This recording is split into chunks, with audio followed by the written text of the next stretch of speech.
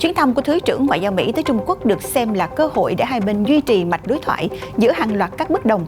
Tuy nhiên, đúng như dự đoán, cuộc gặp này không có quá nhiều đột phá khi Trung Quốc tố cáo Mỹ không đủ tư cách để chỉ trích về nhân quyền. Thêm vào đó, Trung Quốc yêu cầu Mỹ gỡ hạn chế visa cho sinh viên và đảng viên. Tại Bắc Phi, Tổng thống Tunisia sa thải thủ tướng, phe đối lập gọi đây là đảo chính. Tổng thống Iran cáo buộc Quốc hội cản trở dỡ bỏ trừng phạt. Tiếp tục cập nhật tình hình căng thẳng giữa Afghanistan và Taliban. Dù đã sắp rút hết quân, Mỹ vẫn tuyên bố sẽ hỗ trợ Afghanistan trong các cuộc không kích đáp trả Taliban. Các thông tin đáng chú ý khác, Tổng thống Philippines Duterte đọc bài diễn văn cuối cùng trước Quốc hội. Tình trạng trẻ em tử vong do Covid-19 tăng cao bất thường tại Indonesia. Đa số người dân Mỹ bi quan về tương lai đất nước. Tại Trung Quốc, quy định mới về dạy thêm khiến lĩnh vực dạy kèm tư nhân gặp khó. Thủ đô Madrid của Tây Ban Nha có thêm 2 di sản văn hóa thế giới. Ô nhiễm môi trường biến hồ nước ở Argentina thành màu hồng. Và đây là FBNC Thế giới hôm nay. Xin kính chào quý vị, mời quý vị bắt đầu theo dõi FBNC Thế giới hôm nay. Và thưa quý vị, trong cuộc họp vào ngày thứ Hai 26 tháng 7 với Thứ trưởng Bộ Ngoại giao Mỹ bà Wendy Sherman, Đài truyền hình nhà nước Trung Quốc CCTV cho biết Mỹ đang tạo ra một kẻ thù tưởng tượng và nói thêm rằng Mỹ không có đủ tư cách để đưa ra những lời chỉ trích về nhân quyền. Truyền hình nhà nước Trung Quốc CCTV vào ngày 26 tháng 7 đưa tin, Thứ trưởng Bộ Ngoại giao Trung Quốc Xia Feng cho biết Mỹ muốn củng cố mục đích quốc gia bằng cách coi Trung Quốc là kẻ thù tưởng tượng. Bà Sherman đã đến thành phố Thiên Tân để hội đàm với Thứ trưởng Bộ Ngoại giao Trung Quốc Xia Feng và Bộ trưởng Ngoại giao Vương Nghị vào Chủ nhật 25 tháng 7, một ngày sau khi ông Vương Nghị cảnh báo rằng Trung Quốc sẽ không chấp nhận việc Mỹ tự cho mình có vị trí vượt trội trong mối quan hệ song phương. Chính phủ Mỹ và các nhà lập pháp đã công khai chỉ trích chính sách của Trung Quốc ở Hồng Kông và Tân Cương. Trong tháng này, Thượng viện Mỹ đã thông qua dự luật cấm nhập khẩu từ Tân Cương với lý do lo ngại về lao động cưỡng bức. Và cũng trong cuộc gặp này, Thứ trưởng Ngoại giao Trung Quốc Xia Feng đã đưa ra một số yêu cầu, trong đó có việc Washington cần phải gỡ các lệnh cấm vận và hạn chế, nhất là về visa, với các nhà lãnh đạo và quan chức nước này. Bà Sherman là một nhân vật thứ hai của Bộ Ngoại giao Mỹ đã tới thành phố Thiên Tân, Trung Quốc. Vào Chủ nhật ngày 25 tháng 7, bà sẽ có nhiều cuộc gặp với các quan chức chủ nhà trong bối cảnh Mỹ-Trung đang căng thẳng trên nhiều lĩnh vực. Bà Sherman đến thăm Trung Quốc sau khi đã tới Nhật Bản, Hàn Quốc và Mông Cổ. Tại mỗi nước trước đó, vấn đề đe dọa từ Trung Quốc đều được bà Wendy cùng các đối tác thảo luận kỹ lưỡng. Trong cuộc đón tiếp bà Wendy mới đây, Thứ trưởng Sipin đã đưa ra một số yêu cầu với phía Mỹ, nhằm mục tiêu giúp hai nước quay trở lại trạng thái bình thường. Trong đó có một yêu cầu là Washington phải bãi bỏ các lệnh cấm vận và hạn chế những quan chức bị trừng phạt, đặc biệt là về visa. Do vấn đề lao động cưỡng bức ở Tân Cương, Mỹ đã áp đặt lên nhiều quan chức Trung Quốc cấm họ đến Mỹ và đóng băng tài sản ở Mỹ. Ngoài ra, Mỹ cũng đình chỉ nhiều visa cho sinh viên Trung Quốc đến du học. Lý do những sinh viên này đến Mỹ chủ yếu học về kỹ thuật tiên tiến để phục vụ tại đất nước. Sau đó, Trung Quốc sử dụng các công nghệ này chống lại nước Mỹ. Ngoài ra, nhiều sinh viên Trung Quốc cũng sử dụng vỏ bọc. Thật ra họ làm gián điệp cho các cơ quan an ninh. Giới ngoại giao không kỳ vọng vào chuyến đi này của bà Wendy, do trong một cuộc gặp cấp cao tương tự hồi đầu năm ở Alaska, tưởng chừng như hai bên đã có thể khắc phục nhiều mâu thuẫn, nhưng sau cuộc gặp đó đến nay mâu thuẫn giữa hai nước tăng thêm mỗi ngày.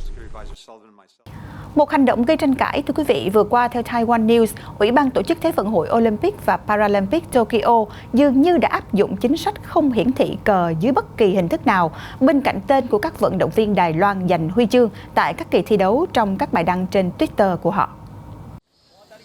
Trong trận đấu vào ngày 24 tháng 7, vận động viên Chukoda Yang Yungwei người Đài Loan đã giành được huy chương bạc ở hạng cân 60 kg nam.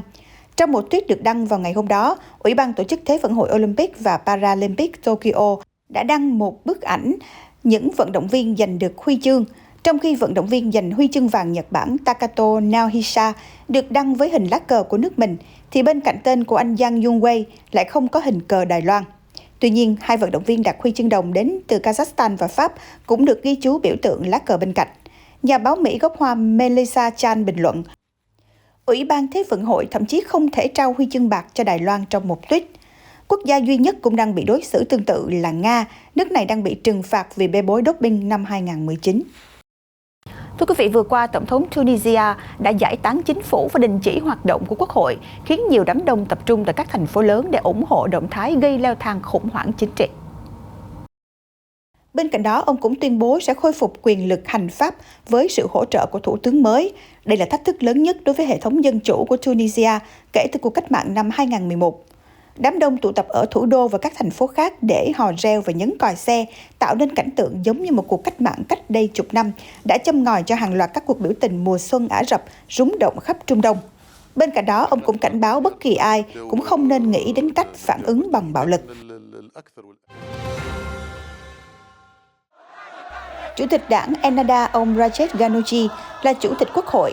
Ông gọi quyết định của Tổng thống Said là cuộc đảo chính chống lại cách mạng và hiến pháp.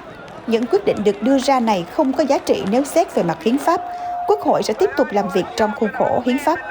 Cựu Tổng thống Monsef Mazuki, chủ tịch đảng Karama, cũng gọi hành động của ông Said là đảo chính. Tổng thống và Quốc hội Tunisia được bầu ra trong hai cuộc bầu cử năm 2019. Thủ tướng Hichem Mechigi lên điều hành từ mùa hè năm ngoái, thay thế cho một chính phủ tồn tại ngắn ngủi. Trước đó, Tổng thống Said tuyên bố sẽ đại tu hệ thống chính trị phức tạp đang bị nạn tham nhũng hoành hành. Trong khi đó, cuộc bầu cử quốc hội đã tạo nên một cơ quan lập pháp chia rẽ vì không đảng nào có hơn 1/4 số ghế.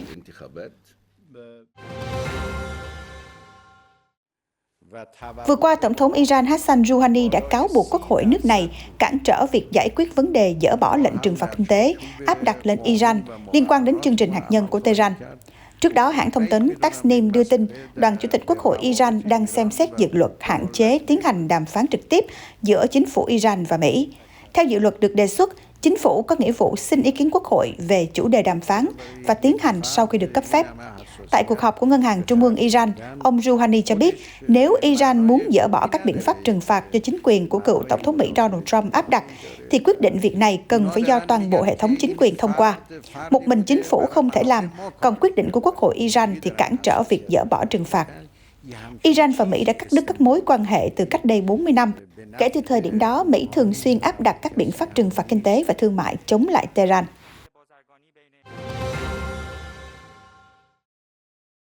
Dù đã sắp rút hết quân ở Afghanistan, tuy nhiên mới đây, tướng thủy quân lục chiến Mỹ Kenneth McKenzie vẫn cho biết trong một cuộc họp báo rằng nước này sẽ tiếp tục thực hiện các cuộc không kích để hỗ trợ chính phủ Afghanistan đối phó với lực lượng Taliban.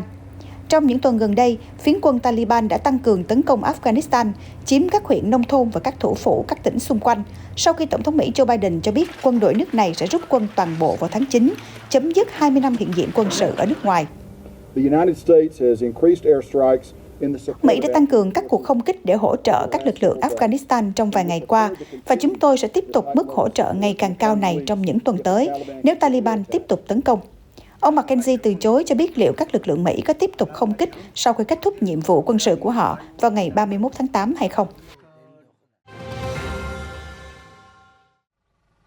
Vào ngày 26 tháng 7, trong một báo cáo, phái bộ hỗ trợ Liên Hiệp Quốc ở Afghanistan UNAMA cảnh báo Afghanistan có thể chứng kiến số dân thường thiệt mạng ở mức cao nhất trong hơn một thập kỷ nếu các chiến dịch của Taliban trên khắp quốc gia Nam Á này không chấm dứt. UNAMA cảnh báo các binh sĩ Afghanistan và lực lượng ủng hộ chính phủ phải chịu trách nhiệm cho 1/4 số dân thường thương vong. Bạo lực ở Afghanistan gia tăng kể từ đầu tháng 5, thời điểm lực lượng nổi dậy đẩy mạnh chiến dịch chiếm đóng, đúng lúc các lực lượng nước ngoài do Mỹ đứng đầu hoàn tất kế hoạch rút quân khỏi nước này. Vào ngày 26 tháng 7 vừa qua, Tổng thống Philippines Rodrigo Duterte đã có bài diễn văn quốc gia thường niên lần thứ 6 và cũng là bài phát biểu cuối cùng trong nhiệm kỳ của mình trước phiên họp toàn thể Quốc hội. Bài diễn văn quốc gia cuối cùng của Tổng thống có chủ đề Di sản của sự thay đổi, liệt kê các thành tựu của chính quyền Tổng thống Duterte trong suốt 5 năm qua. Buổi lễ được tổ chức đơn giản, tuân thủ các giao thức y tế nghiêm ngặt trong bối cảnh dịch Covid-19. Bên cạnh điểm lại những thành tựu trong 5 năm cầm quyền, ông Duterte cũng đã truyền đạt những dự án phát triển của đất nước, các chương trình xã hội và cơ sở hạ tầng, duy trì hòa bình và an ninh, cũng như chính sách đối ngoại, được kỳ vọng sẽ được người kế nhiệm tiếp tục, đặc biệt trong công tác phòng chống dịch như chiến dịch triển khai tiêm chủng. Theo The New York Times, tỷ lệ trẻ em tử vong do Covid-19 tại Indonesia cao hơn bất cứ quốc gia nào trên thế giới, và điều này đã thách thức quan điểm cho rằng trẻ em ít gặp nguy cơ rủi ro hơn so với người lớn nếu mắc Covid-19.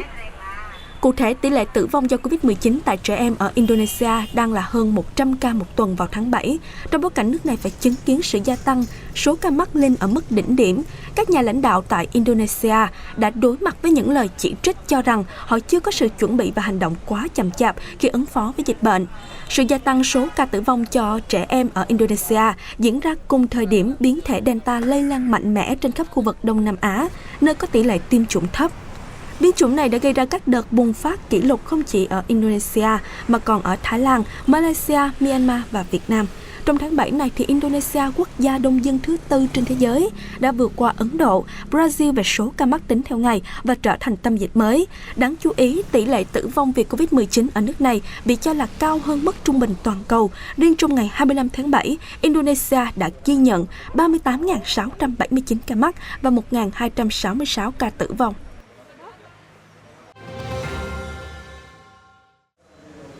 Cũng tại Indonesia, trong bối cảnh hệ thống y tế đứng trên bờ vực sụp đổ, oxy đang trở nên vô cùng khan hiếm. Mới đây, một nhóm tình nguyện viên ở thủ đô Jakarta đang cho bệnh nhân Covid-19 mượn bình oxy miễn phí. Đây là nỗ lực để giúp đỡ những người đang gặp khó khăn trong việc tìm nguồn cung oxy. Indonesia đã phải vật lộn để chống lại sự lây lan nhanh chóng của biến thể Delta. Những câu chuyện về người dân tuyệt vọng trong việc cố gắng tìm giường bệnh, bình dưỡng khí và thuốc cho những người thân yêu đã trở nên không còn xa lạ. Indonesia là một trong những quốc gia bị ảnh hưởng nặng nề nhất bởi đại dịch ở Đông Nam Á, với khoảng 3 triệu ca mắc và 80.000 ca tử vong. Đặc biệt, Jakarta đã phải vật lộn để chống lại sự lây lan nhanh chóng của biến thể Delta. Nhóm tình nguyện này có tên là Action of Our Indonesia Movement hay GITA. Tính đến nay, thì nhóm này đã cho mượn khoảng 30 bình oxy từ tổng số 400 bình được quyên góp. Cách thức hoạt động của nhóm tình nguyện này chủ yếu dựa vào truyền miệng. Mọi người sẽ gửi đơn đăng ký trực tuyến, sau đó nhận xi lanh từ một văn phòng nhỏ ở Depok trong khoảng thời gian 1 tuần kể từ thời điểm đăng ký. Giá mỗi xi lanh oxy ở Indonesia đã tăng vọt lên tới 120 đô la Mỹ, thậm chí là còn cao hơn.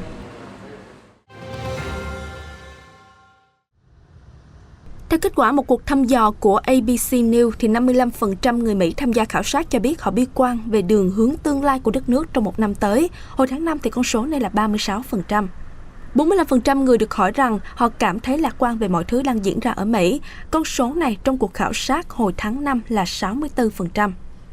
Theo các nhà tổ chức thăm dò ý kiến, thì sự lạc quan đang giảm khoảng 20 điểm phần trăm trong nhóm người Dân Chủ và Cộng Hòa, giảm 26 điểm ở những người độc lập. Về tổng thể thì 63% đồng tình với cách Tổng thống Joe Biden ứng phó đại dịch. Liên quan biến chủng Delta đang khiến ca Covid-19 tăng nhanh ở Mỹ, chủ yếu ở những người chưa được tiêm chủng. Khoảng 6 trên 10 người bày tỏ lo ngại, trong đó 20% nói rất lo ngại và 42% nói phần nào lo ngại rằng họ hoặc người quen sẽ bị nhiễm virus.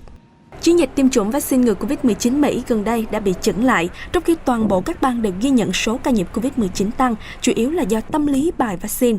Trong nhiều ngày qua, Tổng thống Biden những ngày qua liên tục kêu gọi người Mỹ đi tiêm phòng và lên án những người đã tuyên bố sai lệch hoặc gây hiểu nhầm về vaccine.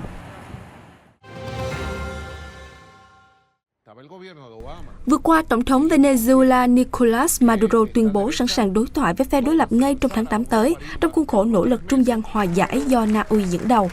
Tuyên bố đưa ra gần 2 tháng sau khi phe đối lập Venezuela bất ngờ thông báo muốn nối lại đàm phán nhằm giải quyết cuộc khủng hoảng chính trị kéo dài. Trả lời phỏng vấn kênh truyền hình nhà nước Telesur, Tổng thống Maduro cho biết: Chúng tôi đã sẵn sàng tới Mexico để đối thoại và đã bắt đầu thảo luận về một chương trình nghị sự phức tạp và khó khăn. Venezuela là thành viên tổ chức các nước xuất khẩu dầu mỏ OPEC, tuy nhiên thì nước này đã phải đối mặt với khủng hoảng kéo dài kể từ sau cuộc bầu cử tổng thống năm 2018 với chiến thắng thuộc về ông Maduro. Cũng giống như người tiền nhiệm Donald Trump, chính quyền Tổng thống Joe Biden và một số nước khác công nhận thủ lĩnh đối lập Juan Guaido là Tổng thống hợp pháp của Venezuela. Tuy nhiên, thì tháng 6 vừa qua, những nước này cho biết sẽ xem xét lại các lệnh trừng phạt nếu cuộc đối thoại giữa chính phủ và phe đối lập tại Venezuela đạt được kết quả tích cực, mở đường cho các cuộc bầu cử tự do và công bằng. Còn tại Trung Quốc vừa qua, thì công ty giáo dục TAL Education Group cho biết chính sách cấm dạy thêm của Bắc Kinh đã giảm bớt áp lực tài chính cho các gia đình, đã giáng một đòn mạnh vào hoạt động cũng như triển vọng kinh doanh của doanh nghiệp này. Vào cuối tuần trước, thông tin về việc điều chỉnh các quy định dạy thêm đã gây chấn động cho lĩnh vực dạy kèm tư nhân có trị giá 120 tỷ đô la của Trung Quốc và tạo ra một làn sóng bán tháo cổ phiếu của các công ty giáo dục như TAL và Gaotu Techefu. Tại New York, Mỹ, giá cổ phiếu niêm yết của TAL giảm 71%. Theo các quy định mới, thì tất cả các cơ sở cung cấp dịch vụ dạy thêm theo chương trình giảng dạy của trường học sẽ trở thành các tổ chức phi lợi nhuận và không được cấp giấy phép hoạt động mới. Lĩnh vực giáo dục vì lợi nhuận của Trung Quốc đang chịu sự giám sát chặt chẽ như một phần trong nỗ lực của Bắc Kinh nhằm giảm bớt sức ép học hành cho trẻ em, cũng như giảm bớt gánh nặng nuôi con cho các bậc cha mẹ, vốn là một trong những nguyên nhân góp phần làm giảm tỷ lệ sinh. Tại Đức vừa qua, Thủ tướng Angela Merkel đã tham dự lễ hội Opera Bayreuth hàng năm ở miền Nam nước này vào thứ Bảy ngày 25 tháng 7. Đây là lần cuối cùng bà tham gia lễ hội này với cương vị là Thủ tướng Đức. Cùng với chồng là ông Joachim Schauer, bà Merkel còn đi cùng với Thủ hiến bang Paravia Merkel-Schauder, Thủ hiến bang Saxony Tobias Hans và Thủ hiến bang Saarland Michael Kretschmer. Lễ hội đầu tiên diễn ra tại Bayreuth Festival kể từ năm 1876. Chính nhà soạn nhạc Richard Wagner là người đã hình thành và quảng bá ý tưởng tổ chức một lễ hội để giới thiệu các tác phẩm gốc của chính mình. Việc tổ chức các vở opera hàng năm là một nét nổi bật của đời sống văn hóa Đức. Tổ chức Giáo dục, Khoa học và Văn hóa thuộc Liên Hiệp Quốc UNESCO mới đây đã bổ sung đại lộ mang tính biểu tượng Paseo del Faro và công viên Buen Retiro ở thủ đô Madrid, Tây Ban Nha vào danh sách di sản thế giới. Trong thông báo, cơ quan này ca ngợi hai địa danh trên đóng một vai trò rất quan trọng trong lịch sử của Madrid. Đại lộ Paseo del Faro, một trong những đại lộ chính nằm ở trung tâm thành phố với những hàng cây lớn, là nơi tập trung 3 bảo tàng được mệnh danh là tam giác vàng về nghệ thuật, bao gồm Bảo tàng Prado, Bảo tàng Thyssen-Bornemisza, Bảo tàng Reina Sofia. Bên cạnh đó, đại lộ còn sở hữu nhiều công trình kiến trúc nổi bật mang tính đặc trưng của Madrid, như các quảng trường có nhiều tác phẩm điêu khắc bằng đá cẩm thạch lâu đời và đài phun nước nổi tiếng. Trong khi đó, công viên Buen Retiro với không gian sân rộng 125 hectare cùng 2 chiếc hồ nhân tạo và hơn 15.000 cây xanh được coi là lá phổi xanh của thành phố. Với quyết định này của UNESCO, nhiều người dân và nhà báo Tây Ban Nha đã bày tỏ sự vui mừng. Tôi nghĩ đại lộ giống như trái tim của thủ đô Madrid đúng theo nghĩa đen. Tôi tin chắc bất cứ ai đến Madrid sẽ tới Retiro, dù để đi dạo, ngắm cảnh hay uống nước. Nó là trung tâm, là trái tim của thành phố. Tôi nghĩ quyết định này thật là tuyệt vời. Đây là một trong những di sản của Tây Ban Nha được đánh giá cao. Không có nhiều thành phố ở Tây Ban Nha sở hữu những điều tuyệt vời như vậy. Paseo del Faro và Buen Retiro của chúng tôi thật vinh dự khi đã được UNESCO công nhận là di sản thế giới. Bên cạnh đó, Thủ tướng Pedro Sanchez nhanh chóng ăn mừng thông tin này với một dòng tweet trên mạng xã hội. Đây là sự công nhận xứng đáng cho những địa danh ở thủ đô, giúp nâng cao di sản lịch sử, nghệ thuật và văn hóa của chúng tôi.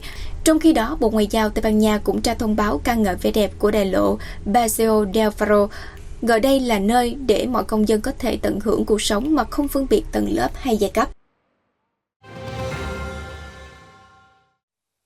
Vừa qua, cuộc họp của các bộ trưởng môi trường G20 đã kết thúc tại Naples, Ý.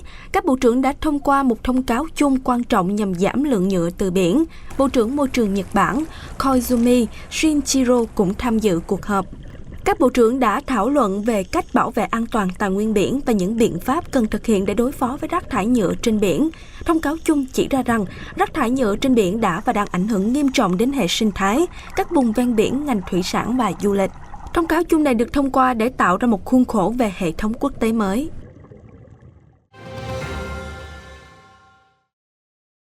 Một hồ nước lớn ở vùng Patagonia của Argentina đã chuyển sang màu hồng.